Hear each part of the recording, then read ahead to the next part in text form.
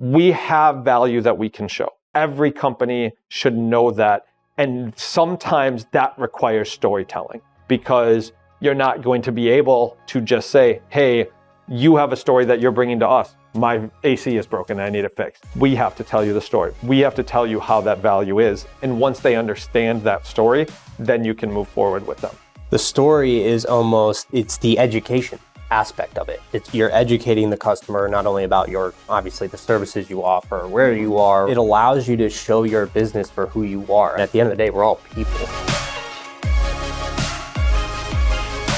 What's up, everybody? Brandon from Blue Corona here, and you're listening to another episode of BlueTube, the home service podcast powered by Blue Corona. I'm joined here. We're at Nexstar's headquarters in, I'll say, beautiful Edina, Minnesota. It's a little gray out. Yeah. It's a hard eye.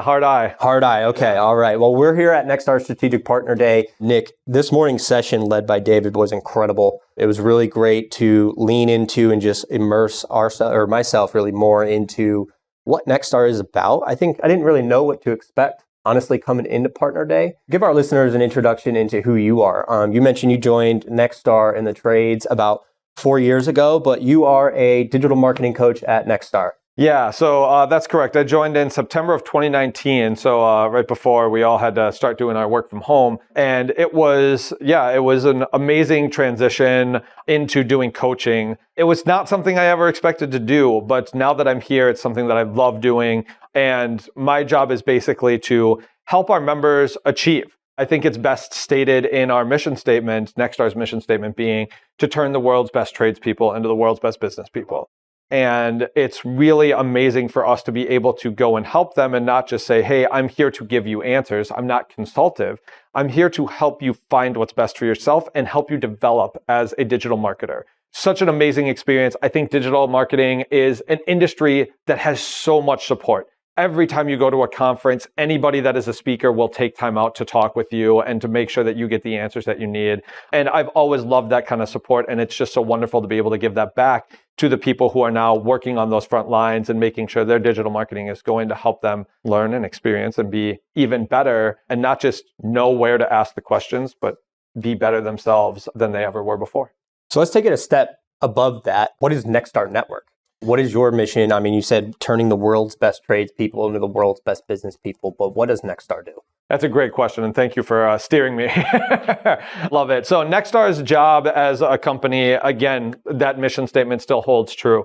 And what we do is we are a member-owned organization that has 1,000 members within the United States, Canada, and Australia, all who are dedicated to pushing the industry forward. And so Nexstar is that membership group. It is the network. And our job is to come together at things like Strategic Partners Day today and all the other things that we do to be better, to help our members be better, and to help them see and discover and find more so that they can have the most successful business as possible. So work with them day in and day out. There are 14 different coaches that they have available to them within Nexstar that will do everything from digital marketing like I do, to marketing, to accounting, to sales, to inventory, to software. So essentially across every aspect of a contractor's business. Exactly. And so we are there to help coach on a day-to-day basis, as well as Nexstar provides a model for success. And we talked about that a little bit today as well.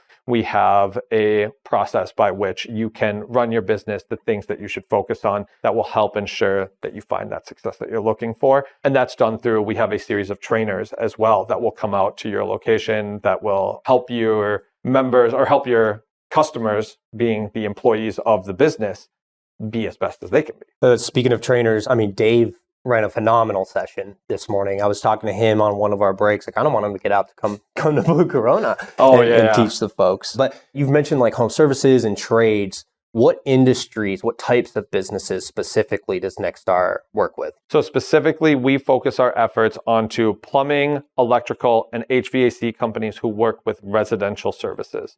So we are home services. Now, some of our members will do commercial work sometimes, or they'll have some stuff on the side. But Nexstar focuses, our core is on residential, plumbing, electricians, HVAC. Kind of that holy trinity. Yes, trades, if you will. Exactly. Yeah. So you've been, you joined in 2019?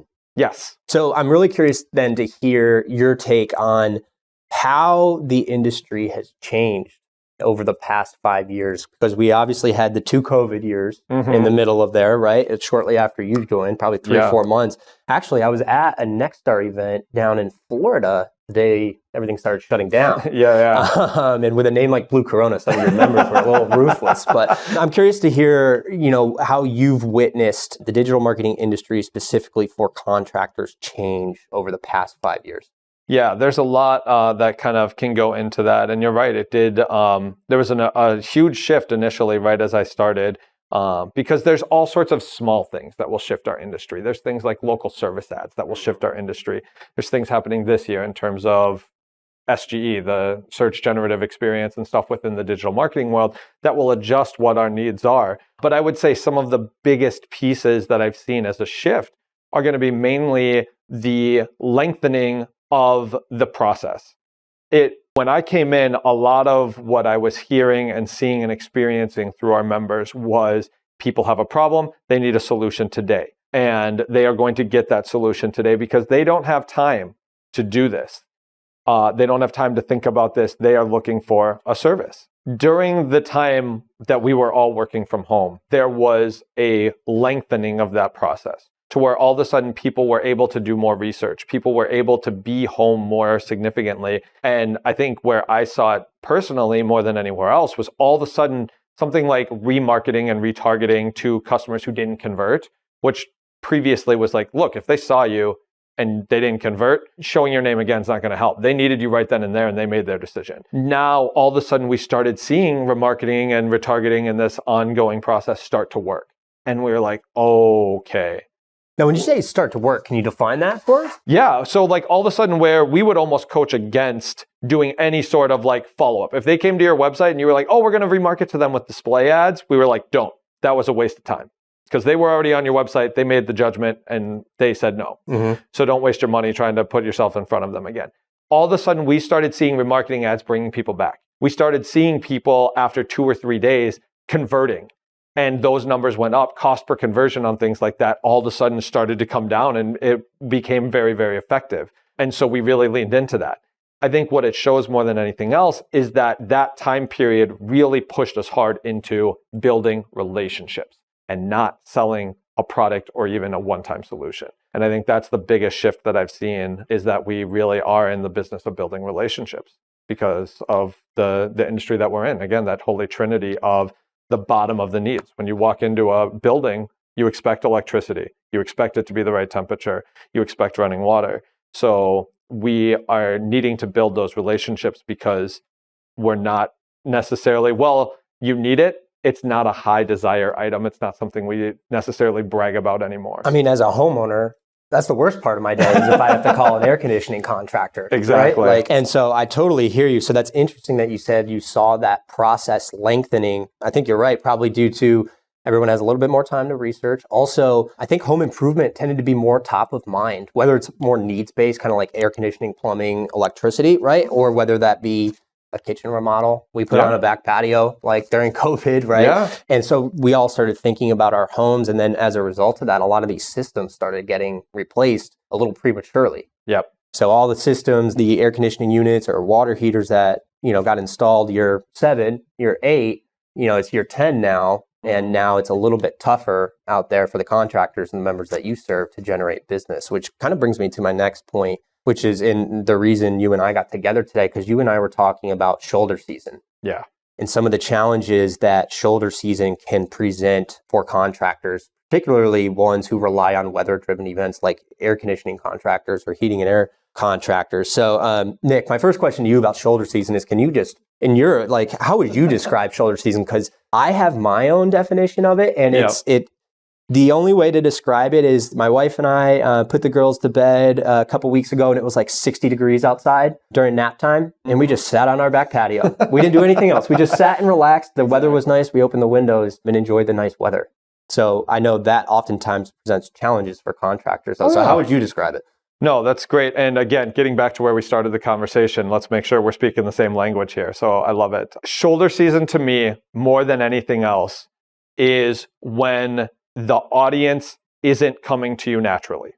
We are in a needs-based industry. When it is hot, we will have breakdowns. Those people will need to have their stuff serviced. They will need to have their equipment serviced. However, as you said, there are times where we are not working that equipment to the high capacity that we needed to. It might not even be on.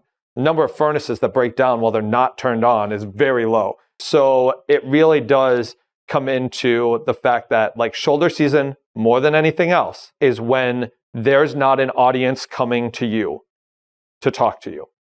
Because that's where you see that dip. The shoulder refers to the fact that we are seeing it fall off the edge because people aren't there calling you, and you have to start generating things on your own. So that's how I define shoulder season, is when your phones aren't ringing naturally.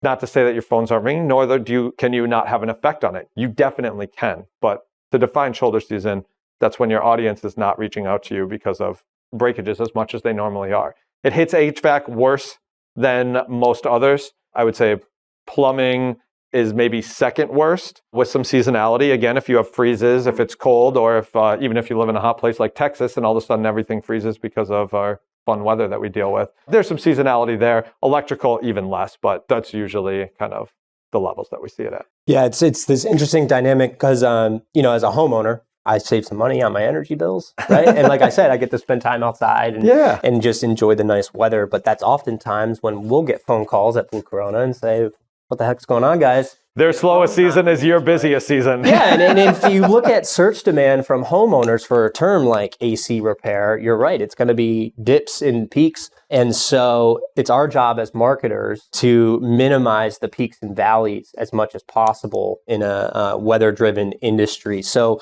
Nick, if you could share... Now, Nexstar would say not weather-driven, weather-enhanced. Weather-enhanced. I will say that. I do like that. Thank you. If you're weather-driven... You're hoping. You're letting the weather dictate what your business is. You don't want to do that. And I mean, it's also interesting too, when you talked about finding customers to talk to and conversions dropping down. We're seeing this interesting thing happening right now across our paid search, which is costs are going down. It's a little bit cheaper to play. Google's kind of lowered the floor to bid, so to speak, but conversion rates from homeowners are down tremendously, which has then caused the cost to acquire a new customer to go like that, right? And that's also a problem that we tend to see in shoulder season. So what are some of your recommendations for keeping the phone ringing during shoulder season? What are some of the things out there that a contractor could be investing in? And this one's really tough because, again, that's where you start to panic. When you're in your peak season, and again, you were talking about it before, we had a 2-year span where things were amazing. And then all of a sudden, now we're back to how it was before. And we kind of all have like memory loss of long term. Oh, what is shoulder season is going to affect us. So it really is kind of thinking about, okay, if that audience isn't there, where is there an audience that I can talk to? Where can I find that? And so the one thing that you can do high level is think about, like, my job is to get people from point A to point B. And if they're not people coming and asking me to deliver them to point B from point A, I need to tell a story to convince people that there is a path to point B that's going to be positive for them. And you have to have that audience that is willing to listen to you. If you don't have that audience, you are just waiting. You're standing there you have a bridge that brings you from island A to island B, again, point A to point B, and people have been coming up to you asking you to cross over and over again, and you're just showing them the path. Here it is, and we're the best. Look how strong our bridge is. We got this. But the worst thing is that, and this is the big piece, when that audience isn't there, you can't just yell louder.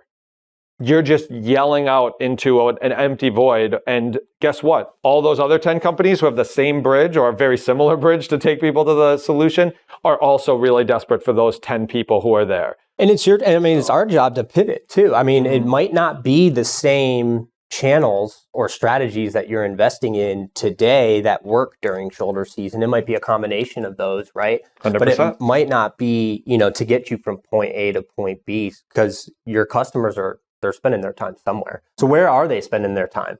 So customers are spending their time on their patios.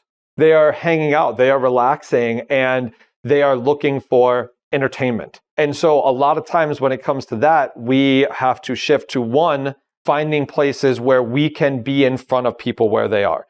Is there social media that we can be utilizing? Is there broadcast or even narrowcast? We're talking about connected TV, stuff like that. But how can we get in front of people? Where are they looking? Where are their eyes? At least to start the process. We also need to build on those trusted relationships that we should have been building during the positive times. During the 2 years that we had, did we build relationships to get people to talk with us and listen to us when our times were bad? A lot of times it is going in and making sure that we've added value. One thing that I'm sure you've seen a lot through your career is the value of reciprocation. The more you give, the more they're willing to give back. And that's some of the things that I really think is a way for us to look at that is to look at these channels. Where can we give through these channels on a consistent basis? So that way when we can give back, we have an audience ready to give back. That's an interesting point that you made in terms of finding the audience to talk to, but telling a story. I think a lot of listeners out there will hear you need to tell a story and jump to, well, that's not going to make the phone ring. Mm-hmm. So where does that kind of line in the sand, where is it drawn between the entertainment factor and telling a story and differentiating your business from Joe Schmo's heating and air down the street with achieving your goals and like continuing to push your business forward? Yeah. And I think that comes more than anything else from finding what that is in your business that provides that success. And this is going to go outside of the trades. This can be for anybody. What makes you unique? What is it? Not even what makes you unique. I do love that. But in addition to it, what value are you providing today? And are you showing that value? Even when times are slow, you should still have value that you can provide. And you should be able to tell the story of that value. And that can be for any product. How does your product make my life better today? And sometimes that is an obvious answer. Again, during peak season, the value of I can fix your furnace is pretty obvious when your furnace is broken and it's 100 degrees inside your house. Or I'm sorry, for a furnace, it would be negative. When your AC is broken and your house is 100 degrees, that's an obvious thing. But you as a company are always going to be able to provide some sort of value. But your customers don't know that, especially in the trades. They don't like to think about it. Like you said, I'm not like on my days off and my weekends when I'm sitting out on the patio with my wife and kids, I'm not like, you know what, I'm going to flip through the new AC units and I'm going to see what those are because, man, I just can't wait to have a company come out and put a new AC unit in. We have value that we can show. Every company should know that. And sometimes that requires storytelling. Because you're not going to be able to just say, hey, you have a story that you're bringing to us. My AC is broken and I need it fixed. We have to tell you the story. We have to tell you how that value is, where you can find it, how you can benefit from us. And once they understand that story, then you can move forward with them. But until they understand it, they're never going to move forward with it. The story is it's the education aspect of it. You're educating the customer not only about obviously the services you offer, where you are, right? But it allows you to show your business for who you are. At the end of the day, we're all people, right? The trades are almost one big customer service industry, right? Like we're there to provide a great experience and install some equipment along the way, right? But it's that education. And I think in shoulder season, kind of bringing it full circle here, education needs to be top of mind for contractors because, again, like you said, I'm not thinking about when the last time my air conditioning unit was cleaned or when my water heater was inspected the last time. Mm-hmm. But contractors do. And that is an easy way to fill your calendar and your call board with jobs. Are you following up with your maintenance agreements customers? Are you working on growing that program? Oh, that's kind of like free money coming in each and every month, right? 100%. And so it's a lot of that education. So at Nexstar, you guys educate, that is what you do. Where do you see and how do you coach when you say, hey, you need to tell a story and you need to educate? What are some of the things that contractors often aren't thinking about? Maybe it's storytelling through different integrated campaigns or, different channels. But what are some of the things that, you're potentially either recommending or just asking and saying, well, are you doing this? Are you doing that? Because those are things that you should be doing. I think I'll go back to it again. The number one thing is we're not looking far enough ahead. If you ask any Nexstar coach about what the biggest, most important thing is, it's you need to have a plan. win the day. You need to have a plan. Yeah, you need to have a plan. What does winning the day look like? Do I need to be doing? What are we going to see coming up? Again, we live in a cyclical world, and these things are going to come in time and time again. And so knowing what that is, knowing where this is going to happen and how we can plan for it to be proactive instead of reactive. Because again, if you're not telling a story far enough in advance, when it gets to shoulder season, and then all of a sudden you're panicking, you're 3 steps behind. Yeah. If you're calling your marketing agency saying, I need more calls, you need more calls 2 weeks ago. A lot of times, marketing is not something that's built overnight. It is not something that we can instantly execute on. The pieces that you can instantly execute on, and there's some things that I can tell my members, like, hey, there are instant wins that you can do, but they're not going to happen if you haven't been building the path all the way up to this point. You need to build those relationships to be able to cash in on them. And so I think that's the number one thing that we need to be thinking about is, are we building those relationships? How are we building something that can be cashed in on? Because that's what we're not thinking about. We are being very reactive. We are living in the moment. And then when time comes, all of a sudden they're like, hey, well, I need something now. And I was like, well, you needed to build something up for 6 months to be able to activate on it. And now we don't have that. So if you're not doing that, where it's going to impact you the most is that wallet. You said something interesting there, which was, if you're not putting the steps in place or the processes, campaign strategies in place 6 months in advance, it's too late. And so, one of the things that I always encourage, whether it be a Nexstar member, but anyone in the trades, is you need to be constantly keeping a clean database with customer information, right? Because your existing customers or past customers, such a powerful tool. And I feel like a lot of contractors fail or often just neglect their existing customer base. And there's a whole lot of untapped revenue in that customer base and a whole lot of value within that data. So when a member comes to you and says, hey, things are slow, are you encouraging them to use their customer data across existing client type of campaigns? Or is it more of that storytelling and brand building and trying to go after those new customers? Oh, it's definitely, it's both. But I think one of the biggest things, and I'll use an example. If you already have, let's say, a special credit card and you have signed up and it gives you miles or points or whatever, if you consistently are getting mail from that company saying, hey, sign up for our credit card, sign up for our credit card, sign up for our credit card, you're like, I already have it. You don't know anything about me if you are sending me these meaningless pieces that are just broadcast messages that are out to everybody. And it gets very frustrating. I had an experience with a home services industry that was very similar, where they were getting me to sign up for a service that I already had. And I was like, how good is your quality of work? If you are trying to get me to sign up for something that I've already signed up for, you're spending your time, money, effort pushing for something that you've already achieved. And so that personalized approach is super important, especially nowadays. Again, as people have a little bit more time, they've done a little bit more research, especially in younger generations as they're coming up. Generational research will also show you that they want somebody who cares about them, because that's what we're selling. We're selling relationships. To be tone deaf in that is going to turn them off immediately.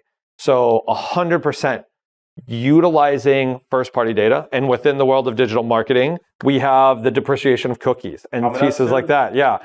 And so knowing enough about your customers and being able to activate on that is going to be super, super important. And it's important to be honest with yourself and know, are we getting what we need? Do we have the processes in place? Because it might not be within marketing, especially when you're in home services, getting the information that you need. A lot of times that sits in other places operationally. So having those conversations, making sure that it's known, hey, this is what we're going to need in order to be successful, and making sure that the company is bought in on that. Yeah, you made a really good point there about the deprecation of third-party cookies that's going to be happening, because I don't think a lot of folks truly understand what sort of impact that can have across your digital marketing campaigns. I was having a conversation with our Kylie Castrucci, our director of paid media, and she was saying, hey, our customers, if they don't get on board with this, could lose up to 30% of that third-party data that we use to build audiences and lookalike audiences and to go market their businesses. So I know a little bit of a tangent, but it is very important, and it is coming up. So yeah, and that kind of stuff, those are the changes that we have to be aware of. And again, if you're not looking ahead and we're not knowing that this is going to happen when time comes, again, now you're 3 steps behind. I needed to be collecting this data months ago to be able to activate on it, not just waiting until the last minute till the change happens. And then you go, oh, okay, it's all good. Like, we'll just shift now. Yep. You have to be ready. Well, that's one thing I appreciate about our relationship and getting to work with not only you, but Nexstar over the past 6 years was to be able to have some of those conversations, right? And say, okay, what are we doing about whether it be third-party cookies, a recent Google algorithm update, share that knowledge to be able to push our members forward. Because as you said, I mean, you didn't say it actually, but they don't know what they don't know, right? And so it's our jobs to be consultative in that approach. And so kind of switching gears here a little bit, we've touched on, we talked display and remarketing and things like that, but how important is a more robust strategy in connecting and finding people to talk to throughout the entire journey, as opposed to just focusing maybe on Google Ads? Oh, it's 100% important. You want to kind of look at that and see that, and it's going to be important to see for all of your customers. A customer journey is something that we all go through for everything that we do, and we look at it on a lot of different sides. We look at it from the customers themselves when we're getting into people's homes and we're working with them. But you can also look at a customer journey as in bringing in new recruits and finding new people to work for you. They go through a customer journey and they're going to have touch points. And so it's always important to remember that you always have to be marketing. You're always visible. You're always kind of there because there is this immediate impact that they're going to have, and you need to bank off of the fact that you've done everything you can. One of the things that I would say would be, we talk a lot about the messy middle. We know that people are getting catered to. They're getting marketing messages all over the place all the time. Mm-hmm. And understanding that not only do we have these messages coming at us, build a relationship before they need us. Are we there to build a relationship after? Again, it all comes back to planning. So think about your customer journey. Think about where they are. Think about what decisions they're going to make and what would influence those decisions at the different points. Because honestly, as you said, it is super important, and we coach to it constantly, because if you don't, you end up spending monetary capital doing what human capital should have done. Yep. Well, I like one of the things that you guys coach to as well, which is in similar vein and speaking to marketing throughout the entire customer journey, is I've heard you say before, you almost view Google as your second homepage of your website. Can you tell me more about that? I mean, what exactly do you mean by that? And how is a contractor who is able to leverage, let's call it there's infinite scroll now. I almost said the first page of Google, yes. Right? But someone who's leveraging Google to advertise along or throughout the customer journey, and not just, to get that new customer. And again, you're kind of looking at that customer journey. You're walking through it. You're understanding it. One of the things that's great about the digital marketing world is you get to see what people are saying about you. If we look at it as similar to a relationship in the world, people are going to say stuff to you. They're going to leave you reviews. They're going to talk to your face and say things, but they might talk behind your back as well. Mm-hmm. As much as we would like to think people don't, they're going to judge you. They're going to look at you. For the record, I never talk bad behind your back, Nick. Well, thank you. Good to know. But even if you're not talking bad, you're also talking good behind my back.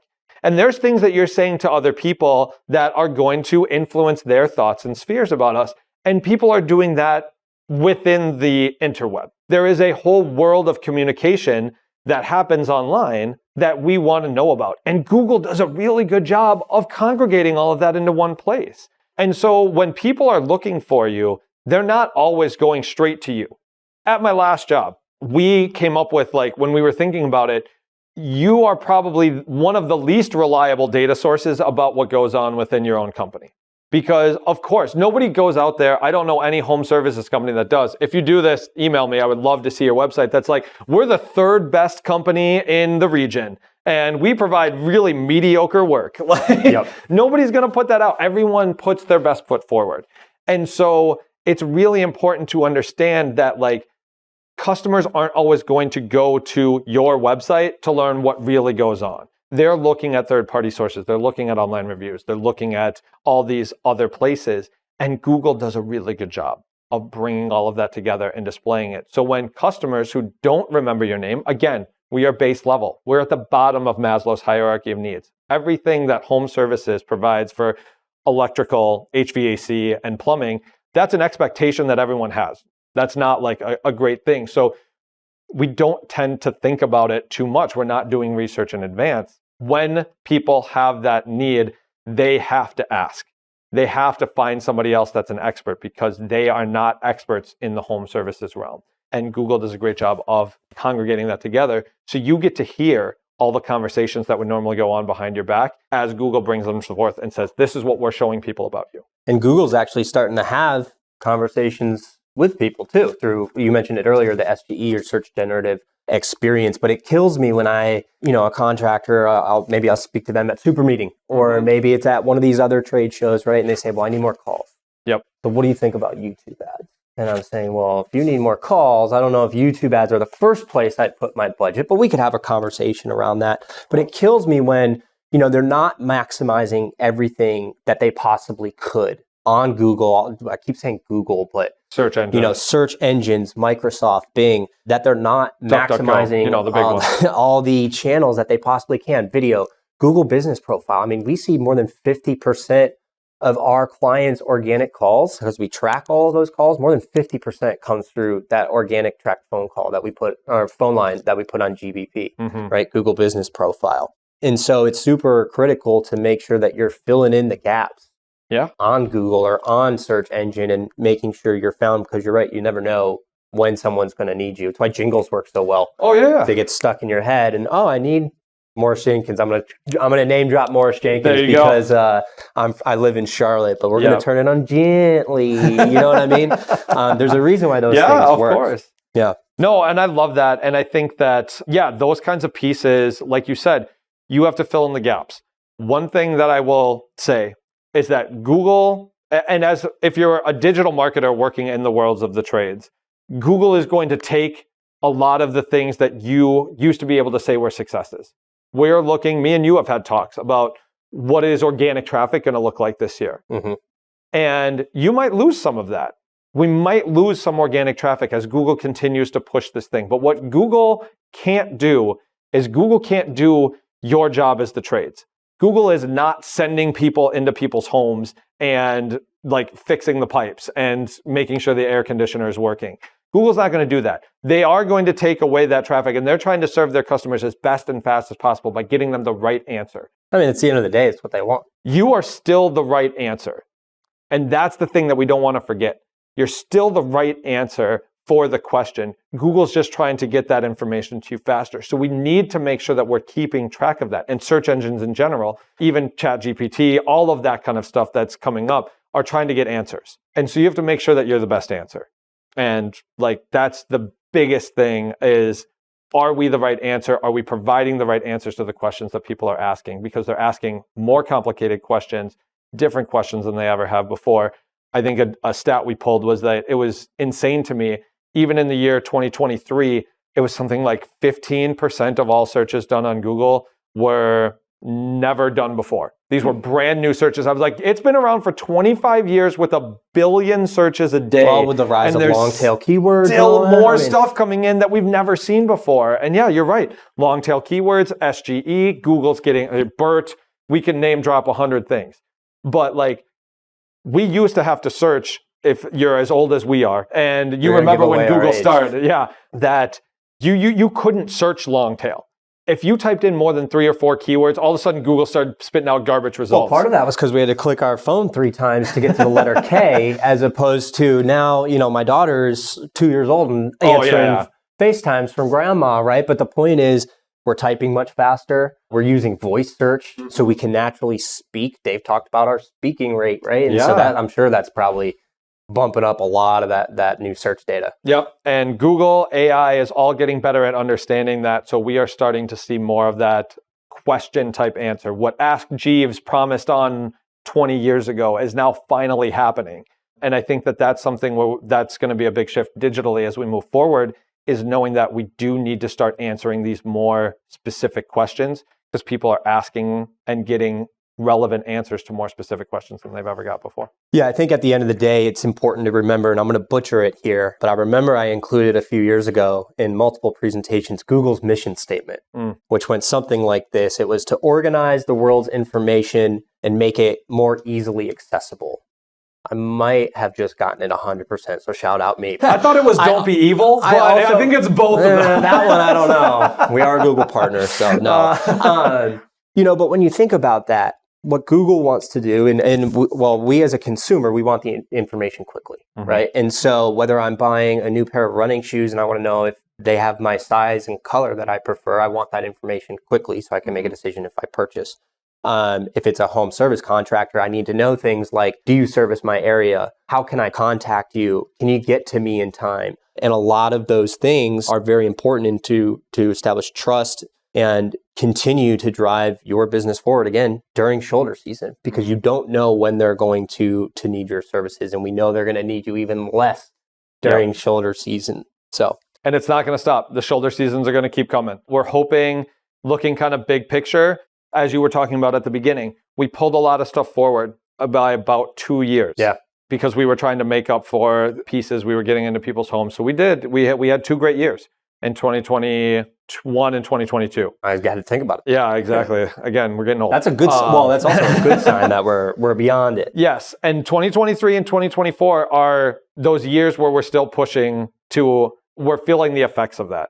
We're hoping 2025 is less like that we're going to see a little bit more of that regular stuff that we've seen. But it's not going to go back to how it was in 2021 and 2022. I think it was a good reminder to get back to the basics a little bit too, and say like, hey, when calls were coming in, like you said, we didn't have to do display or retargeting because we just pick up the phone and business was coming to us because business was booming. And now we're going to have to rethink a little bit, not only during shoulder season, but in 2024, but specifically during that spring, fall shoulder season. Yep.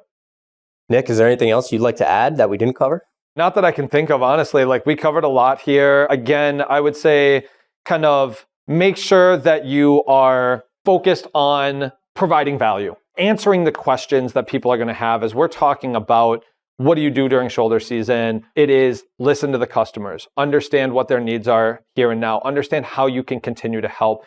People are never going to turn away their friends. If you have their best interest in mind, if you're really serving them and answering their questions and getting them something that makes their lives better, they're going to be receptive to that information. But you need to make sure to grow that relationship because they need to trust you.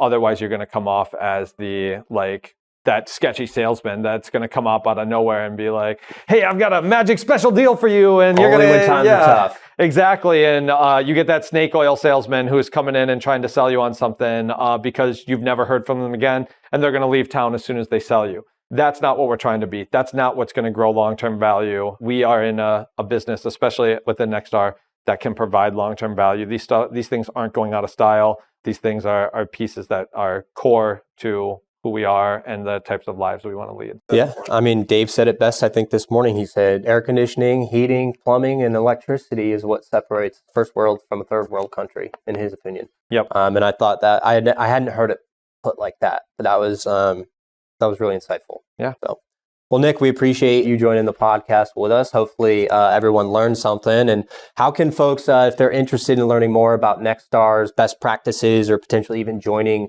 as a Nexstar member to grow their business, how can they learn more? Yeah, great way to learn more. Start right off the bat would be to go to nexstarnetwork.com, and on there you can connect with our team. You can book right into their calendar. You can have conversations with them. They can then connect you with people who maybe have used Nexstar services before. So definitely kind of take a look there. We are there for, again, to turn the world's best tradespeople into the world's best business people. So if you are working in the trades, things are not going as easily or as smoothly as you would have hoped, and you want that not only other people within the trades, but other experts from around the different areas of the business to be there to help you.